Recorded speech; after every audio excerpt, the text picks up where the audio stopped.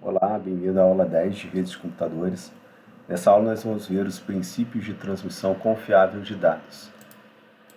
Na última aula, nós entramos em camada de transporte e vimos a comunicação entre processos, a qual ela é responsável, uma vez que a camada de transporte está sendo executada somente nos hosts finais, nas bordas da rede. Transmite então segmentos e vimos dois protocolos, TCP e UDP.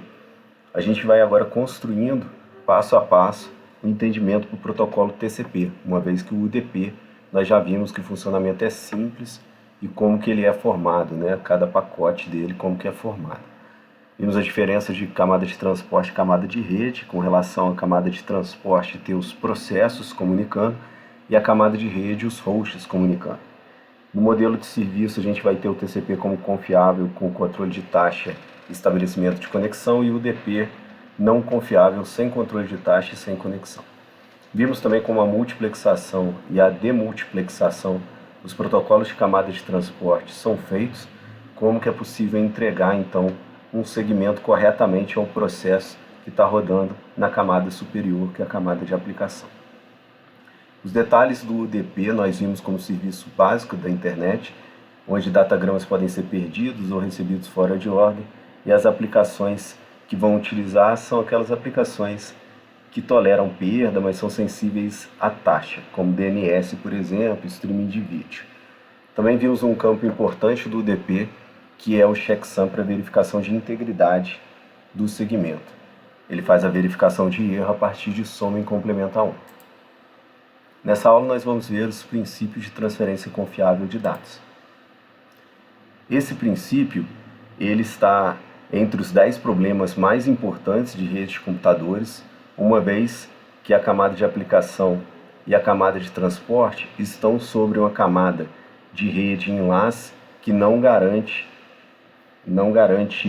a qualidade e não garante que os dados vão chegar íntegros e no tempo quando são enviados. Então nós vamos trabalhar agora sobre um canal não confiável. Nessa primeira figura a gente vê um canal confiável, que é o que a aplicação espera. Então ela envia e recebe dados, segmentos, a partir da camada de transporte, mas ela não sabe como é feito e espera que os dados possam chegar a ela de forma que ela possa tratar e confiar naqueles dados, né?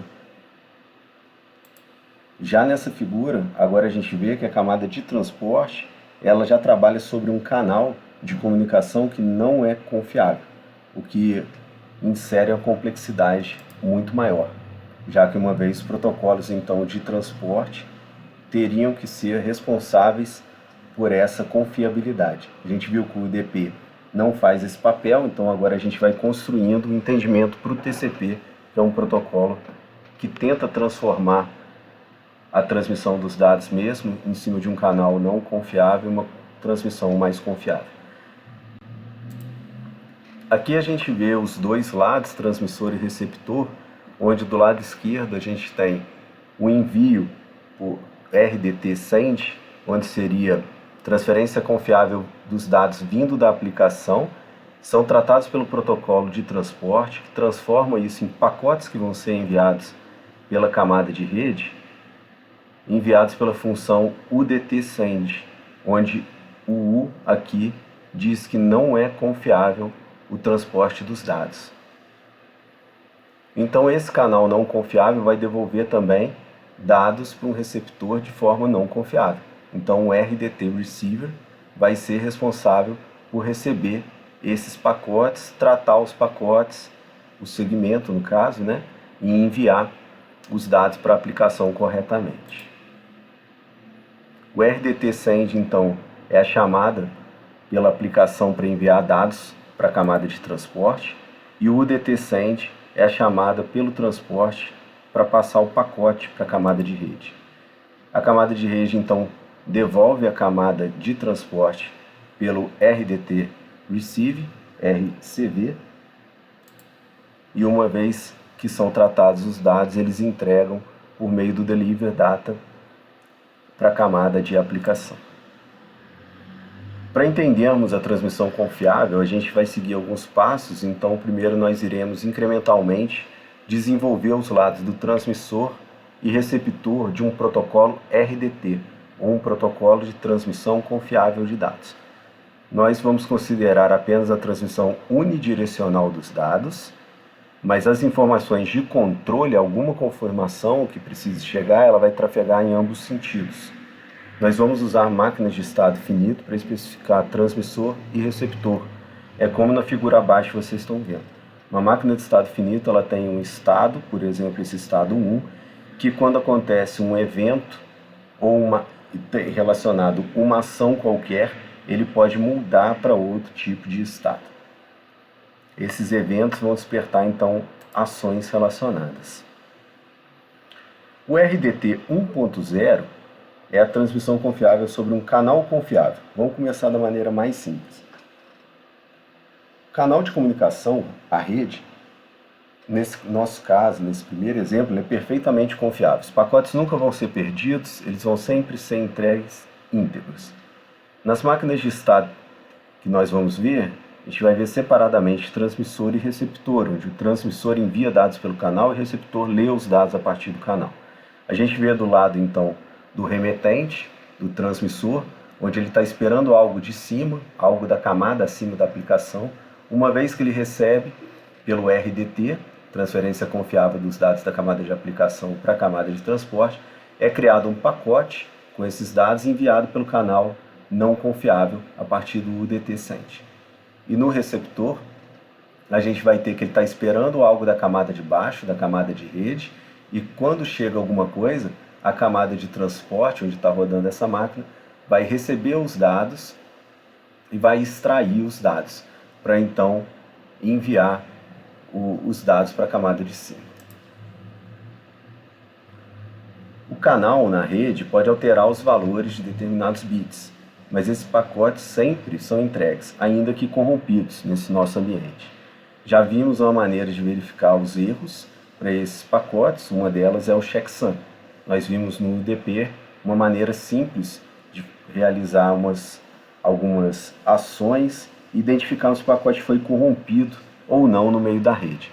Mas a pergunta é, como o protocolo se recupera desses erros? Uma vez identificado o erro e querendo recuperar do erro, como que eu recupero? Nesse nosso caso, a gente leva em consideração uma analogia de como os humanos se recuperam de erros durante uma conversa. Quando você não escuta algo, não entende algo, o que você faz? Você pede novamente que te envie aquela informação, pede para repetir aquela informação ou informa o interlocutor que você não compreendeu a mensagem. O RDT 2.0 agora com canal com erro de bits, nós vamos ter então uma maneira de conseguir automaticamente requisitar que seja repetido o pacote que foi perdido. Fundamentalmente, a gente vai ter 3 requisitos para essa premissa, que é chamada de ARQ, Automatic Repeat Request, que é a detecção de erro, ou erro detection, que é como nós vimos no UDP e também existe no 2.0, que são bits adicionais que são colocados no cabeçalho do pacote para checagem. A outra é o recebedor, quem recebeu, o receptor, ele enviar um feedback positivo, dizendo que está tudo ok com aquele pacote, ou negativo, dizendo que não está ok. O positivo é o ACK, que seria o valor de 1, e o negativo é o NACK, com valor de 0. E ele pode pedir a retransmissão, que é quando o pacote que é recebido com erro é enviado novamente pelo remetente. Nesse canal da rede, ele pode alterar os valores dos bits, como nós vimos, né? Então, quando a gente envia um pacote da camada de transporte para a camada de rede, dali para frente a gente não sabe o que está acontecendo no meio. Pode ser que sofra alguma interferência e mude os valores dos bits. Então, uma das formas que eu já comentei são os pacotes de ACK e NACK. O ACK é o pacote de reconhecimento, onde o receptor diz explicitamente ao transmissor que o pacote foi recebido corretamente. E o NACK é o reconhecimento negativo, onde ele também diz explicitamente ao transmissor que o pacote foi recebido, mas com erros. O transmissor, então, pode retransmitir pacote sempre que receber um NACK. Esse, então, agora é um novo mecanismo para o RDT 2.0. e nas versões posteriores também ele vai herdar esse mecanismo. Ele vai ter a detecção de erros via checksum e uma retroalimentação, que são mensagens de controle ACK e NACK do receptor em direção ao transmissor. Aqui a gente tem a especificação da máquina de estados finitos para o remetente e para o receptor, onde a gente tem os passos de enviar o pacote, é chamada uma função de cria o pacote com os dados e o checksum e envia pelo canal inseguro. Uma vez que isso é feito, o remetente fica simplesmente esperando um ACK ou um NACK daquele pacote. Se ele receber um NACK, quer dizer que o pacote veio corrompido, né? Ele recebeu o pacote de NACK, mas esse tipo de pacote indicava que era um pacote corrompido. Então ele envia novamente o pacote anterior.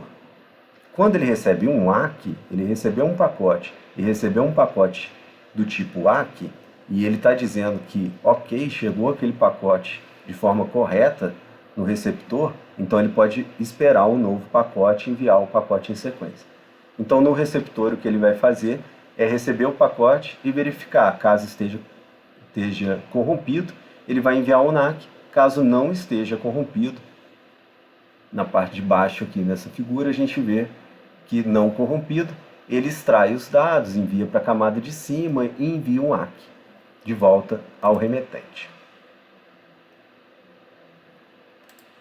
Para a operação sem erros, a gente vê aqui então esse passo a passo, onde está esperando ambos os processos, no remetente e no destinatário. Estão esperando mensagens chegarem, os pacotes chegarem, sendo que o remetente do lado esquerdo está esperando um pacote da camada de cima, uma mensagem, e o remetente está esperando o pacote da camada de baixo, da camada de rede. O RDT send então envia os dados, cria o pacote e envia o pacote. Uma vez que ele enviou o pacote com essa função, recebeu o pacote sem erro nenhum, o pacote não estava corrompido, ele vai poder extrair o pacote, enviar para a camada de aplicação e encaminhar um ACK de volta. Que é o que ele faz nessa situação. Enviou um ACK, ele volta para o estado de esperando, já que satisfez o estado de esperando o ACK na máquina de estado. Agora, uma vez que o pacote é enviado e ele está corrompido, o que vai acontecer é o envio de um NACK pelo receptor. Uma vez que chega o NACK para o remetente, o que ele vai fazer é reenviar o pacote. E se ele chegar sem estar corrompido, vai ser enviado um ACK de volta e o estado da máquina do remetente vai mudar para esperando. O RDT 2.0 ele tem uma falha muito severa, uma falha fatal, que é o que acontece se o ACK ou o NACK estiverem corrompidos. Simplesmente o transmissor não vai saber o que aconteceu no receptor. Ele não pode simplesmente retransmitir o pacote, porque ele vai gerar duplicatas de pacote. Para lidar com essas duplicatas, o transmissor retransmite o pacote atual se o NACK e ACK estiverem corrompidos. É uma das alternativas. Mas melhor seria se o transmissor adicionasse um número de sequência para o pacote. Ele saber qual é o ACK e o NACK que ele está recebendo, referente a qual pacote. E aí o receptor, então, descarta, não entrega para a aplicação os pacotes que forem duplicados. Esse esquema é chamado de Stop and Wait, onde o transmissor envia um pacote e espera pela resposta antes da próxima transmissão. Nesse caso, então, a gente vê o RDT evoluindo para o 2.1, onde ele está lidando com o ACK e NACK corrompidos. A gente vê a máquina de estados finitos para o transmissor, onde agora a gente tem a verificação de esperando aqui a chamada de um dado. Uma vez que ele tem o dado, ele envia com o número de sequência 0, os dados e o checksum. Quando ele receber um pacote, ele vai verificar se ele for um NACK ou se ele é um ACK. E aí ele vai poder então passar para o próximo estado, evoluindo assim para o número de sequência 1. Da mesma forma, lá no receptor, o que vai acontecer é que ele vai receber o pacote. Se ele for corrompido, ele vai enviar um NAC. Se não for corrompido, ele vai enviar um ACK e vai poder passar para o próximo estado. Agora, discutindo essa situação, a única coisa que a gente fez foi inserir números de sequência no transmissor, né? É ele quem diz qual pacote é qual, mas continuamos recebendo ACK e NAC. Então, o transmissor ele tem um número de sequência adicionado aos pacotes com os valores 0 e 1. Isso basta? E aí uma reflexão para vocês, onde se formos enviar mais de um pacote em sequência, a gente pode se perder nessa sequência de 0 e 1. A gente está limitado ao número de pacotes que a gente pode enviar. Já escalamos um pouco mais, tivemos um pouco mais de controle, mas ainda temos a limitação. Ele precisa também verificar se o ACK e o NAC estão corrompidos. Aí agora a gente tem uma máquina um pouco mais complexa, onde a gente tem 2 vezes mais estados. Cada estado vai ter que lembrar se o número de sequência esperado é 0 ou 1. Apesar de poder avançar, ele ainda tem que ficar esperando os pacotes com o número de sequência que ele tinha enviado, né? No caso do receptor, ele vai ter que verificar se o pacote recebido é duplicado. Os estados, então, vão indicar aquele número de sequência do pacote esperado, se é 0 ou se é 1. Note uma coisa, o receptor não tem como saber se o último NAC ou ACK foi enviado corretamente para o transmissor. A gente não tem uma confirmação do lado do transmissor. É só o receptor quem confirma e espera que o transmissor avance uma casa e envie o próximo pacote. Já que a gente está trabalhando dessa forma, tendo número de sequência, a gente pode incrementar o RDT com o 2.2, retirando o NAC. Vai ter as mesmas funcionalidades do 2.1, mas vamos usar só o ACK agora. E ao invés de usar um NAC, o receptor vai enviar um ACK para o último pacote recebido corretamente. O receptor ele vai precisar incluir no ACK explicitamente agora o número de sequência do pacote que ele está reconhecendo. Então você pode enviar até mais de um pacote e o receptor vai saber qual pacote você está confirmando porque ele traz com ele o número de sequência daquele pacote. ACK duplicado no receptor vai resultar nas mesmas ações do NAC, ele vai ter que retransmitir o pacote corretamente. Aqui a gente vê a máquina de estado finito para essa situação, onde o remetente espera a chamada de 0 para o pacote 0, cria o pacote e vai enviar e vai ficar esperando um ACK para 0. Se chegar um ACK dizendo que é 0, ok, né? Não está corrompido e ACK é para 0, quer dizer que recebeu o pacote corretamente. Agora, se o ACK não for 0, for no caso 1, ele vai ter que reenviar o pacote, da mesma forma que se o pacote estiver corrompido.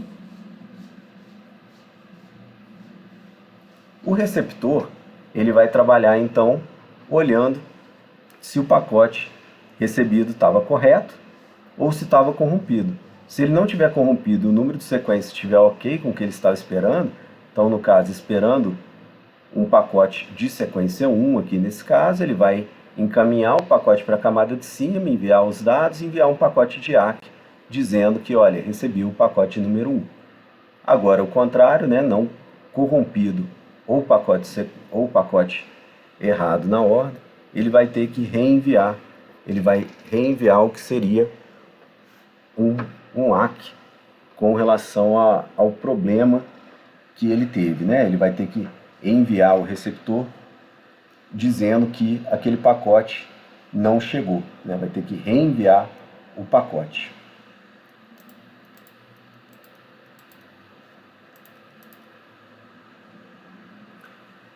Em canal com erro e perdas, nós podemos introduzir então o RDT 3.0, inserindo uma nova hipótese agora, onde o canal também pode descartar os pacotes, tanto de dados quanto de ACK.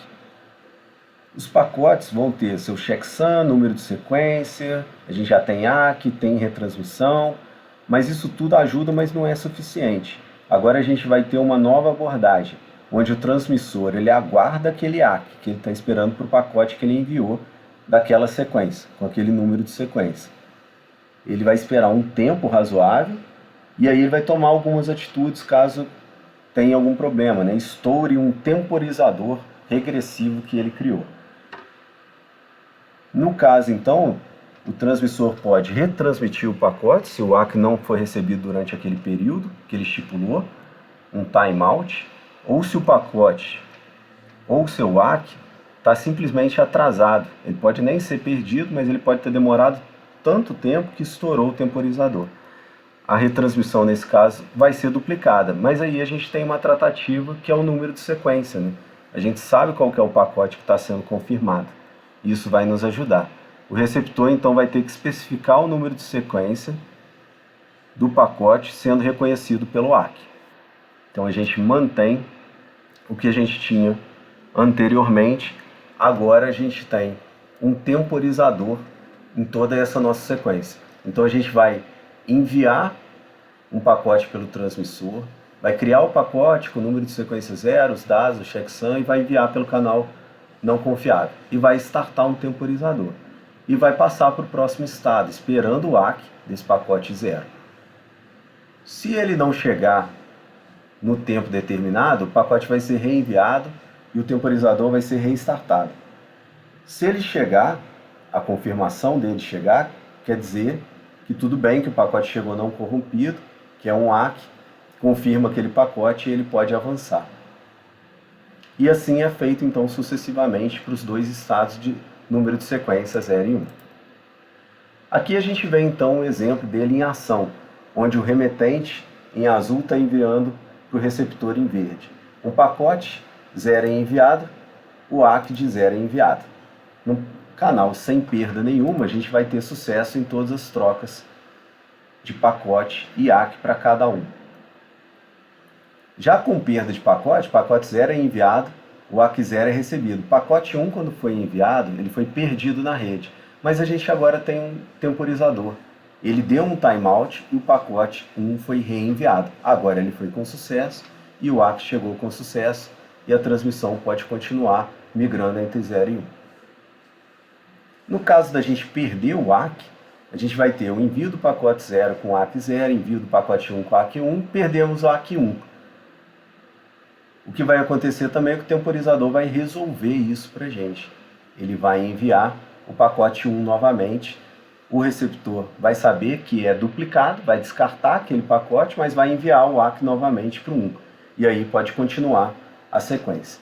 Um problema que nós temos é o atraso no envio do ACK ou o timeout temporizador sendo setado de forma prematura, onde o envio do pacote 1 recebeu o ACK do 0, recebeu o ACK 0, do pacote 1 foi recebido pelo receptor, só que o ACK de 1 ele demorou muito a chegar. Ele nem foi perdido, mas o timeout era prematuro, então a gente teve um problema de enviar novamente o pacote. Mas o receptor já trata isso, né? Ele vai detectar que é duplicado e vai simplesmente enviar o ACK novamente. E aí o receptor pode encaminhar o pacote 0 e eles vão demorar um tempo, mas vão se sincronizar com relação a esse descarte de pacotes duplicados e confirmação de pacotes.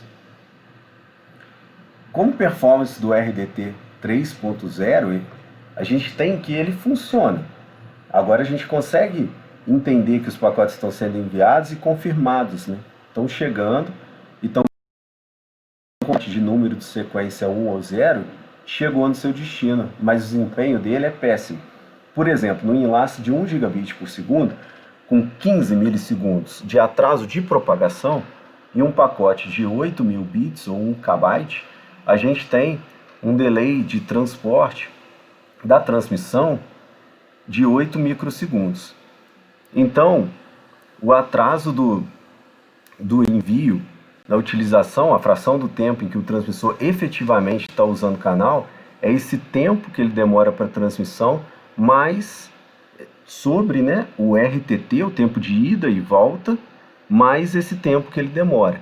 Como ele demora 15 milissegundos de propagação, ele demora 15 milissegundos para ir com o pacote, 15 milissegundos para voltar com o ACK. Então, se o RTT é 30 milissegundos, o pacote tem 1 kbyte a cada 30 milissegundos, a vazão é de aproximadamente 33 kbytes por segundo, ou 267 kbits por segundo, no enlace que a gente falou que tinha 1 gigabit por segundo. Então, o protocolo é quem está limitando, nesse caso, o uso dos recursos físicos. Então, apesar de funcionar, a gente está vendo aqui que ele não é a melhor opção. Ele funciona, mas a gente precisa aprimorá-lo ainda. Nessa operação é chamada de stop and wait, porque o primeiro bit é colocado no tempo 0 e o último bit no tempo L sobre R. O primeiro bit, quando chega no receptor, e o último bit, então ele espera o último bit chegar, o último bit, quando chegou, ele tem o pacote por completo, ele envia o ACK do receptor. Esse é o tempo do RTT. Então o ACK chega e o envio do próximo pacote só vai acontecer num tempo T igual a RTT mais L sobre R, que é aquela conta que a gente fez, né, dando o valor de 0.00027. Como resumo dessa aula, nós vimos o conceito de transferência confiável de dados, com a intenção de garantir a entrega, também a integridade com o checksum e a ordenação com números de sequência. Embora a rede não garanta isso, a gente está fazendo isso na camada de transporte. A gente viu a questão do checksum, que vocês já conheciam, e o papel do ACK e do NACK. O ACK para confirmação positiva de recebimento e o NACK para confirmação negativa de recebimento. Nós vimos as retransmissões, pacotes perdidos ou errados são retransmitidos, a implementação de números de sequência para o pacote para identificar duplicatas descartadas, dar mais flexibilidade na hora da retransmissão, a gente saber exatamente qual pacote é o que, e permitir também a supressão do NACK. A gente não precisa mais de um pacote de controle explícito para dizer que houve erro. O ACK duplicado já diz para a gente que o pacote que foi enviado posteriormente não chegou corretamente. Então, quando eu dou um ACK de um pacote 1, mas eu estava esperando o ACK do pacote 0, quer dizer que o meu pacote 0 foi perdido. O temporizador ele entra também para agregar nesse protocolo, onde ele faz a relação de demora de envio, ou se o pacote foi perdido no meio da rede, não tem nem pacote ou não tem nem NACK. Então ele é necessário se a rede descarta os pacotes. Nesse estouro do temporizador, ele é interpretado como pacote perdido, ele vai sempre gerar retransmissão. Nós vimos o stop and wait, que é esse conceito de um novo pacote só é transmitido quando o ACK chega. E vimos que isso limita o desempenho da rede como um todo por conta do protocolo de transporte. Na próxima aula nós vamos ver como resolver a ineficiência dos protocolos stop and wait, e aí a gente vê dois protocolos que tentam solucionar isso, que é o go back n e o repetição seletiva. E começa a discutir já as características básicas do protocolo TCP. Obrigado.